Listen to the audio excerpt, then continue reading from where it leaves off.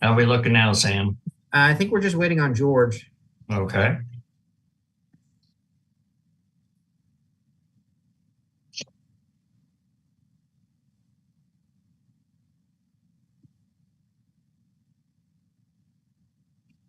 I won't swear I didn't hit the wrong button and say I might not be here or something. That's might be known to have happened occasionally. It's quite all right. We're glad you're here.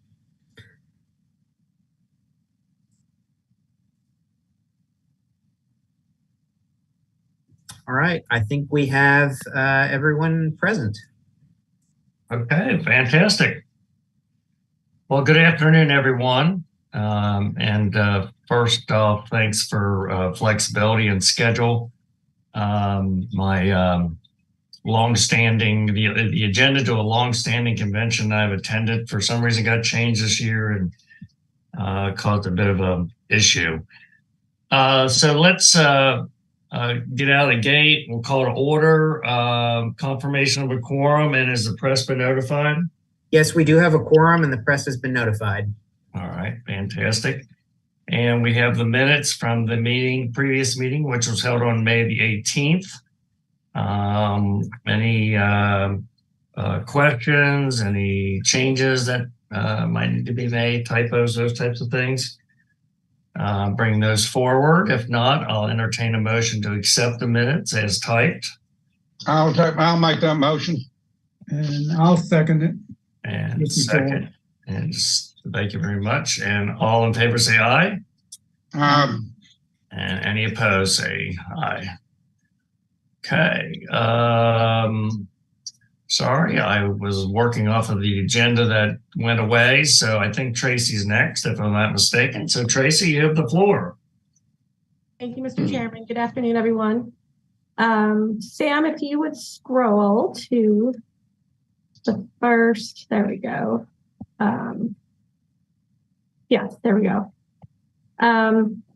This is agenda item number 3, and this review of some financial highlights for the last 3 fiscal years. This is something Jim Statler's brought to you all over the past couple of years. So I just want to highlight some things for our year end. After myself, Brad Shelley from Crow will go over our actual financial statements for year end.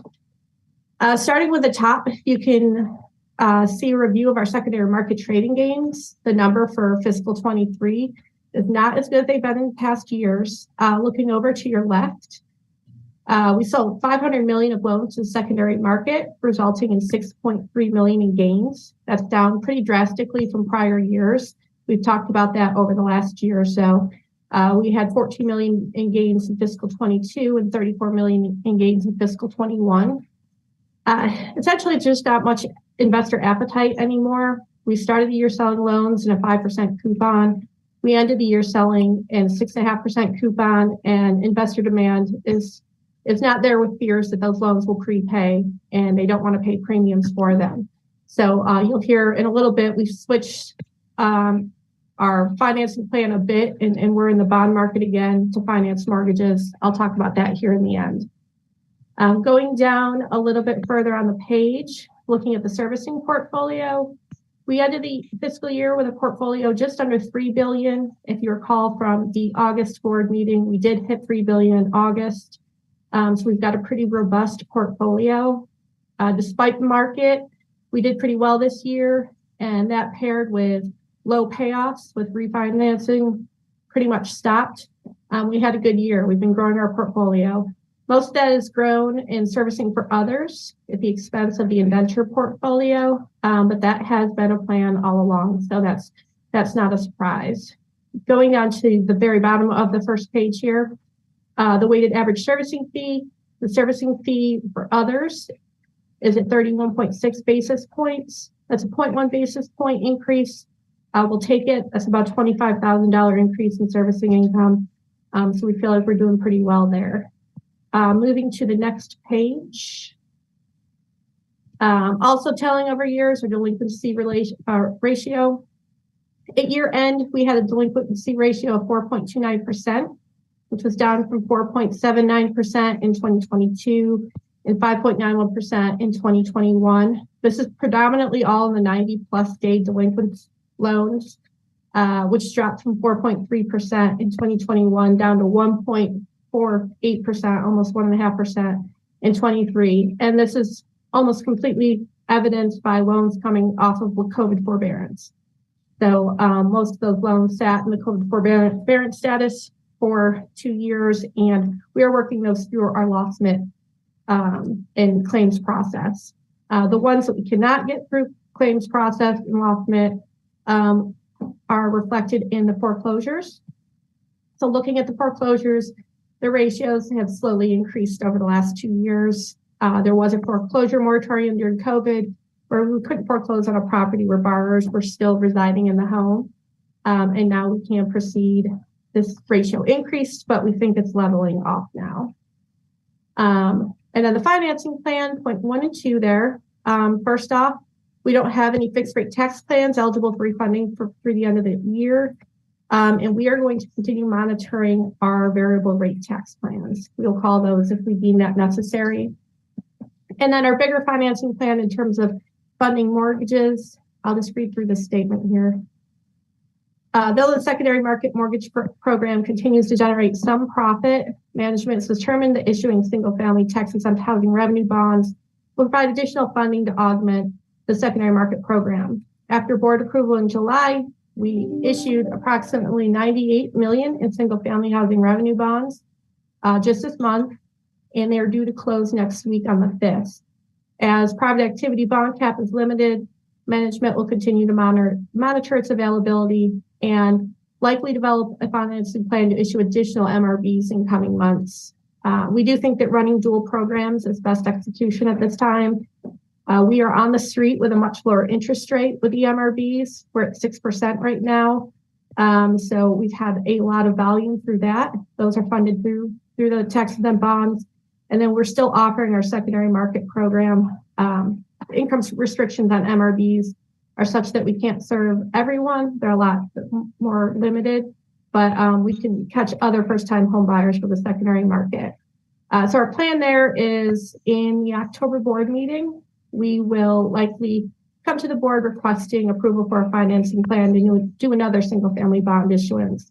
So that's kind of our plan going forward since the secondary market is not as fruitful as it has been in prior years. That's just a quick report out on kind of the single family servicing side of the business. Does anybody have any questions?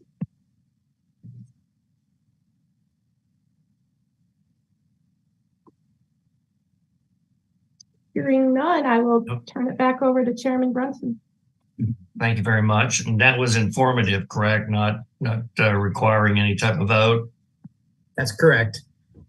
Okay. Well, thank you for that, Tracy. Next, I'm going to turn it over to Brad Schnelly, I believe is how it's pronounced. Brad is, of course, with Crow. Brad, you have the floor. All right. Thank you. I appreciate it. Yeah, my name is Brad Shelley. I'm a partner at Crow and work with a lot of different governmental agencies, and glad to be with you this afternoon to walk through a few of the highlights of the financial statements and the audit reports. So we'll jump right in here. I'm gonna, before we get started here, I don't know, Sam, are you controlling the slides? I am. Do we just have the short form version of the financials, or do we have the other in here as well? This is short form. Yeah. Short form. Okay. Okay. So we'll start with the short form, and then I'll just briefly touch on a couple of highlights from the other two forms. So if you jump ahead to page 1, so this is really the start of the audits. The first 3 pages are comprised of independent auditors reports, and this is essentially what we are providing based on our testing. So we go through and we provide an audit opinion based on the testing that we have performed. That's what you'll see in the first 2 paragraphs. And so we are providing an unmodified opinion on your financial statements, which includes the governmental activities, business type activities, each major fund, which is presented in the financial statements, and then aggregate remaining information, which includes the custodial statements as well. From there, list a couple of paragraphs about the responsibilities of management, and that's really just as a reminder, management is responsible for the financial statements, preparation of the financial statements. Our responsibilities are listed on the following page, and really, again, that includes performing tests and providing an audit opinion. If you scroll down towards the bottom of the second page, you'll see required supplementary information paragraph. This is in relation to management's discussion and analysis, or MD&A, which is on the next few pages. We'll talk through that in just a minute. This is limited procedures here, so we aren't providing any opinion on the MD&A numbers. We do compare the MD&A, we do tie out the numbers that are on there to the basic financial statements, but because the MD&A includes some explanations for variances and transactions, things like that, these are unaudited, and that's normal. If you go to the next page, the last two paragraphs of the audit report, the supplementary information is, in this particular case, is referring to the combining financial statements of the housing revenue bond funds. In this case, we're providing what's called an in relation to opinion. So we do compare those again to the basic financial statements. We are not testing to that level of each individual fund, but we are testing to the overall housing revenue bond fund level. As you may be aware, there's actually 3 total audit reports. So there's this one that we refer to as the short form that basically just includes the financial statements. There is what we refer to as a long form that believes this single audit reports under uniform guidance on the front of it. That one includes these same financial statements plus 2 additional reports related to your federal grants. And so we'll talk through that in a minute, but there's some different language in the supplementary information in that one. And then the third version is the Ginnie Mae version of the financial statements, which includes the short form plus 4 schedules that are required by Ginnie Mae. So just again, wanted you to be aware of those. This wording and the supplementary information varies slightly depending on which version. You go ahead and move into the first section here is the MD&A. This is what I mentioned. Kind of gives you some highlights, and this is helpful to give comparative information. So I won't read through all these highlights here, but this gives you some of the overall information transactions during the year. If you go to the following page, I believe it's the next page. Let's go one more. So here at the bottom, you'll see the very summarized version of your statement of net position sheet. You'll see the variation year over year. As you look at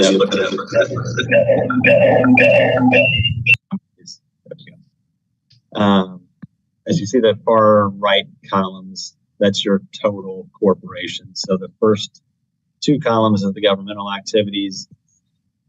The next 2 columns is your business type activities. That's really where most of your loan activity is. And then the corporation is both of those combined. I'll focus primarily on the corporation throughout here because I view it all as really one entity, despite how it is reported from an accounting standard standpoint. As you look at the total assets, a decrease there in total assets of about $70 million, a little over $70 million. That's primarily going to be in your housing mortgage loan balances and then in your cash balances. So the primary driver of the cash balance decreasing is a combination of some timing, but then really a lot of it is spending and recognizing revenue related to grant funds that you received in the past. You hadn't actually spent them yet, so they were showing up as unearned. Those, as you spend that, obviously the cash balance goes down and the liability associated with that goes down, which leads into the next part of the liabilities also decreased if you scroll back up just a little bit. Total liabilities decreased from $420 million to $326 million. Again, that is the spending of those unearned grant revenues from the previous year. So that balances went down. Unearned revenue this year is about $103 million. Last year is about 163. So that's about 60 million of the difference. The remainder of the difference is primarily payment on revenue bonds. So as you continue to pay down those revenue bonds, the balance decreases. That gets you to your net position, which is essentially equivalent to your equity. So it's the difference between your assets and liabilities. And you do see an increase in your net position this year, primarily in that unrestricted category. And that's related to the transactions I mentioned above. If you go to the next page, this is your statement of activities or income statement. Again, I'll focus primarily on the right-hand side of those two columns. You'll see your revenues did decrease this year. That's primarily due to grant funding. And it's a little bit difficult to compare, especially with all of the different COVID money that's come through and some different grants that have came through the past few years. But so more of that COVID money was spent in 2022 as that starts to dwindle down in 2023. You see some decreases there. Correspondingly, though, you see a decrease in expenses.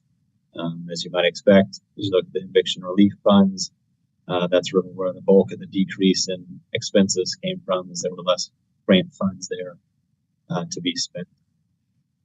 Your excess before transfers and then your net position change is about $19 million positive this year compared to about $24 million last year. So again, from a financial statement standpoint, a positive year.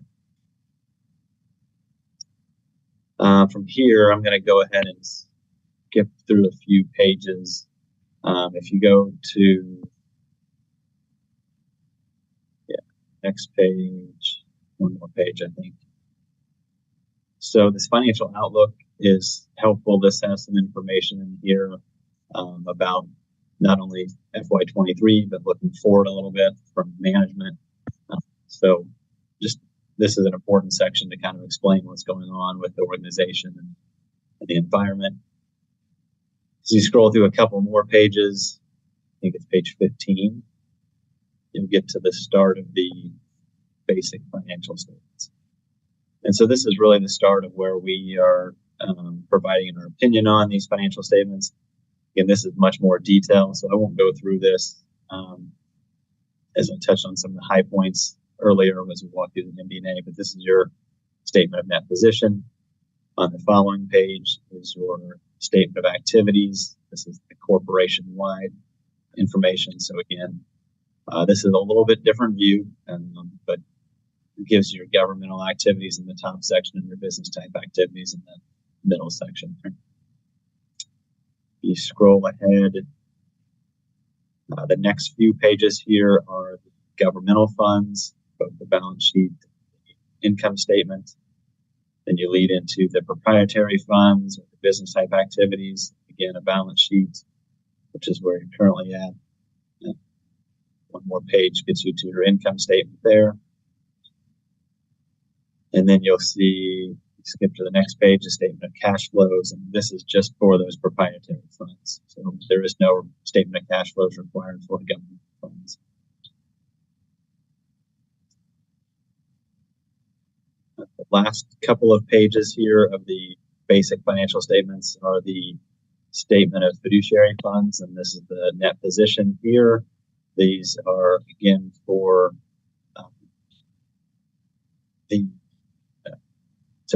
the agency funds, escrow funds, replacement reserve funds, all those funds that you're holding on behalf of others. Those show up here. So you do have about $62 million in cash, small amount of liabilities related to that. The other $60.9 million is restricted for those individuals and organizations. On the following page, you'll see the statement of changes in net position. Again, this just shows the activities, not much of a change during the year. From here, this leads into the notes to the financial statements, and this is probably a good point to discuss. There weren't really any new significant accounting standards that impacted KHC this year. The two most prevalent or the most common, depending on whether you have any kind of government accounting background or not. So the two most common are talked about are GASB 94 and GASB 96. GASB 94 is related to public-private or public-public type of arrangements. The KHC doesn't have any of those agreements, so nothing to report there. And then the other one is GASB 96, which is related to subscription-based information technology arrangements, or SPIDAs. So these are, I think, similar to a lease, but for subscription assets for cloud computing, software, things like that. And so management did go through and evaluate those, came up with a listing of about 40 different agreements that were out there that potentially fall in that category. And based on their assertion, our testing, there wasn't a material amount of asset and liability to be reported there, so nothing was reported. That'll be something that they'll continue to track moving forward. If you do enter into agreements that extend out into several years, that could change to where maybe it becomes a more material activity and needs to be recorded. But at this point in time, nothing's been reported for those. The accounting for that is pretty simple, though. So even if it does come on in a future year, it is essentially reporting an asset and a liability for the same amount. It's just really trying to recognize that you have the right to use that asset in the subscription software. So having said all that, the rest of the footnotes here in Note A, Note B, nothing's really changed here. So nothing to report. Note C goes through your cash and cash equivalents and investments. Again, I'm going to just skip through the notes here because I don't think there's anything in here that's really of any note until you get to Note M, where we have some of the subsequent events. Disclose the bond purchase agreement in there for the Series A bonds. Yep, there at the top of the page. And then we do have in a note on the top of page 39. The KHC will be receiving about $20 million related to the Rural Housing Trust Fund.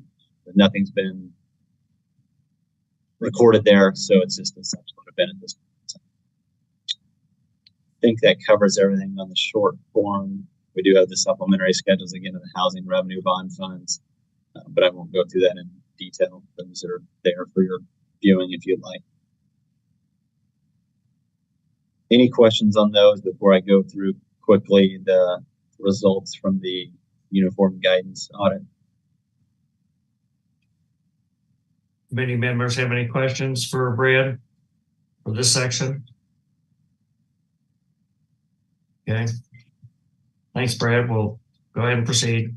Okay. And I don't know, Sam, do you have the long form to pull up? If not, I can share my screen real quick.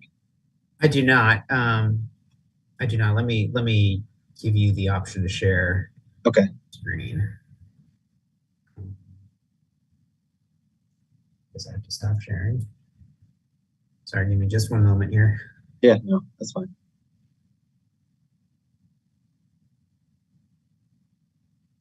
I'm not sure how to do that. Let me see if I can I'll just try doing it and see if it lets me. Usually those three dots. Yeah, there you go. It's working. Okay.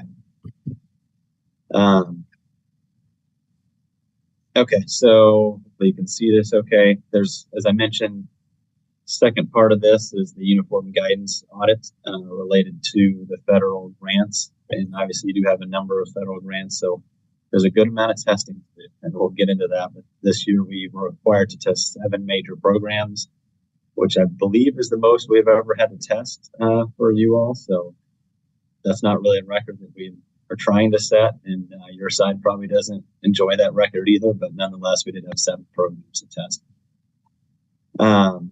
Related to that, there's a couple of different reports here, so I'll go through these. The first one is related to government auditing standards.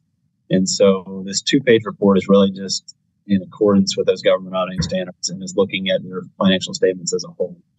And so what we're reporting on is whether there is any internal controls, findings that need to be reported, and we have nothing to report there. So no internal control issues. And then on the second page is the report on compliance and other matters. And that's where we would identify any issues of non-compliance, any kind of regulations, laws, violations there. Nothing came to our attention, so nothing to report there. The second report is related to uniform guidance in each major federal programs compliance. So the first section here is a report on compliance for each major federal program. As I mentioned, there are 7 of those, and so we'll go through those 7 in just a few minutes. Based on our testing, we did not identify any issues of non-compliance with those major programs. And then additionally, we did not identify types of internal control deficiencies, either significant deficiencies or material weaknesses to report related to those major programs. So obviously very good results, clean audit report, and definitely happy to be able to present that to you all. Kudos to the entire team on KHC for not only preparing the financial statements in accordance with government auditing standards with GAAP and having all the financial information correctly, but having all of the federal grants in compliance as well, not having internal control issues there, which again, with as many grants as you have, can be pretty easy to run into issues. On the next page here, and this I apologize, it's difficult to read probably. This is how many programs you have. This is the schedule of expenditures of federal awards for fiscal year 23. So this lists out each of the federal grants that you have. So this just gives you an idea of the volume of grant activity that you have as you scroll through this, and then it continues on to the next page. So about $809 million of federal expenditures during the year. About 47 million of that was passed along to subrecipients, but you still had ultimately the responsibility for those grants. So we go to the next page here. This is just your notes to this. CFA discloses some of the loans that are outstanding, and some of these programs are loan programs, some of them grant programs. And this schedule of findings and question costs really gives you a summarized version of what I just mentioned. So you want to see all these X's on the right-hand side. That means you didn't have any findings, there were no issues, no non-compliance. So that's all positive. So you go down to the bottom, you'll see that you do have, these are the 7 major programs that we tested this year. So I won't read them off, but you can see each of the 7 listed here. We did do testing over those in accordance with the compliance requirements laid out by the LP. The last thing here, auditee qualified as a low-risk auditee, and you'll see we have that checked. That is a result of findings from the FY21 audit. If you recall, those findings carry over and they kind of stay on your record for 2 years. So last year, if I'm remembering correctly, we did have a couple of findings, as we'll see here. Actually, we just had one, and the one was related to the review of the CFA. That finding was remediated this year. That one was one that we had reported as a significant deficiency, so that doesn't impact your low risk evaluation. So as you move into FY24 and looking forward to next year, I'd expect this to be marked as yes, and you'll go back to being a low risk auditee. What that means from a testing standpoint or from an audit standpoint is when you are considered a low risk auditee, the auditor is only required to test 20% of your federal expenditures. So this year you had 800 million of federal expenditures. We'd be required to test at least 160 million of that.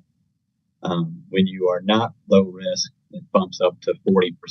And so that is really what partially drove the increase in the number of major programs, having to test 7 of those, is because we had to get to that 40% threshold. So there were a number of factors. Some of these are newer programs, new type A programs that hit a threat, hit above 50 million for the first time. Those were required to be tested. Some of them hadn't been tested in the past 2 years, which is also a requirement. So a number of different requirements that are factors that resulted in that needing to have 7 major programs tested. But I'd look for next year to that be probably more in the 4 to 5 range. That's really it. The last thing I'll point out here really just briefly is, because I have it pulled up here, is the Ginnie Mae financial statements. Again, the same information, same basic financial statements. There are just these 4 schedules that are included in here that are required. So it just goes through some of the required calculations of net worth on this page. The following page goes through some of the capital requirements, liquid asset requirement calculation, and then the insurance requirements. So again, just wanted to point that out. This is the 3rd version of the financial statements that you may potentially see at some point that we're issuing, and that's really the only difference on this. So that's everything I wanted to cover from my side of things. We are in the final stages of wrapping this up. We have these financial statements are actually in the final review stage today. I expect to get back any comments on those today or early tomorrow. Not expecting anything major. Typically, it's just maybe some wording changes, formatting changes, things like that. Don't expect any numbers to change. So feel like we are in a good position to be able to finalize and issue these financial statements likely tomorrow. Thank you, Brad. Does any members of the committee have any questions, or any of the staff have any questions?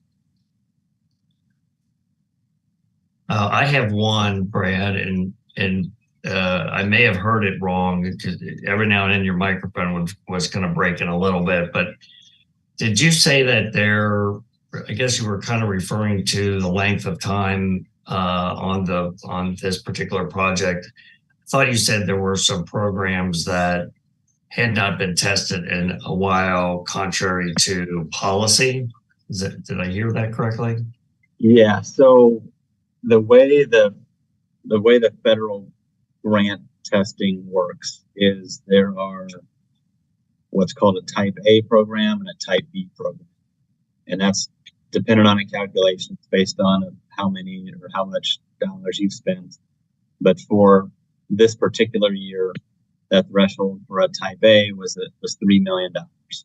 And so any grant programs that you have, grant or loan programs that are federally funded that are above $3 million, those have to be tested once every 3 years. And so there were some grant programs that had went above that $3 million threshold for the first time that became a type A program. So those had to be tested this year because they hadn't been required to be tested. Okay, that's the part I didn't hear. Gotcha. Thanks for the clarification. Yep. Okay. No problem. All right. Management, Sam's going to put you in timeout for a little bit. In just a moment. Folks in the waiting room.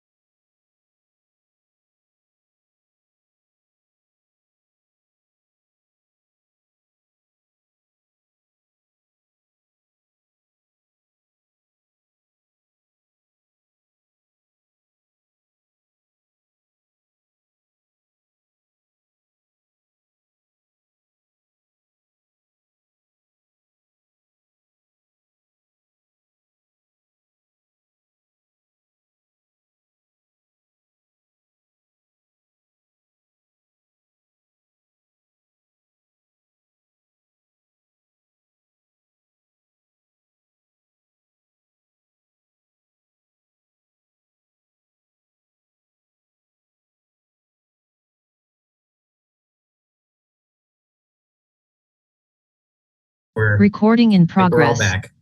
Okay, great. Thank you everyone for your patience. At this point in time, I'd like to entertain a motion for the acceptance of the audit report that was just delivered from Brad. Do I have a motion? So moved. All right. And a second? Second. All right. All in favor, say aye. Aye. Any opposed? Okay, motion passes. Any other matters to be brought to before the committee? Mr. Chairman, I'd just like to make a comment. Mike Bianco, our controller, and Kevin Field, our director over internal audit, are on this call, and I just want to thank them and express gratitude for all their work getting us through this audit, as well as Brad and the Crow team. I think everybody worked together very, very well, and I'm just really pleased with the way this audit process went. So I just want to put that on the record. Thank you. Thanks, Tracy. I'll second those remarks. Anyone else? All right, then entertain a motion for adjournment. So moved. All right, second. Second. All in favor, say aye. Aye. All right. Thanks, everyone. Thanks, Sam. Thank you. Thank you. Good afternoon.